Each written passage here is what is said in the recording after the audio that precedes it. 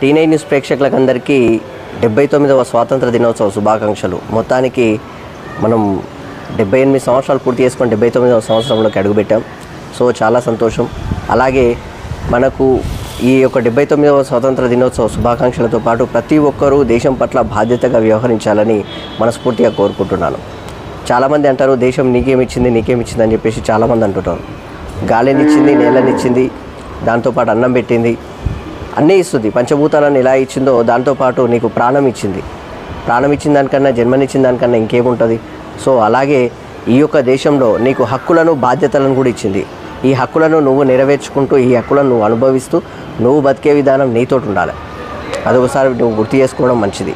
అలాగే ఈ యొక్క దేశం కోసము దాదాపు 36 లక్షలకు పైగా స్వతంత్ర సమరయోధులు ప్రాణాలు అర్పించి మరి ఈరోజు మనకు స్వతంత్రం తెచ్చిపెట్టారు. ఆ విషయం అంతా తెలిసిందే. అలాగే ఇది మనం ఎవరం చూడలేదని చెప్పి చాలామంది అనుకుంటారు. కానీ తెలంగాణ కోసం అమరవీరులు అందరూ చూశారు కదా. 1500 మంది అమరవీరులు ఎలా చనిపోయారో తెలుసు, వాళ్ళ ఆత్మ బలిదానాలు ఎలా తెలుసు. సో వాళ్ళు ప్రాణాలే అర్పించినప్పుడు మనం బాధ్యతగా ఉండలేమా? ప్రతి ఒక్కరిని గౌరవించాలి. దేశం అంటే మట్టి కాదు, దేశం అంటే మనుషులు. ఆ విషయం అందరూ తెలిసిన విషయమే. కాబట్టి ఖచ్చితంగా ప్రతి మనిషిని గౌరవించాలి. సో ప్రతి మనిషిని గెలిపించే విధంగా మనం పనిచేయాలి.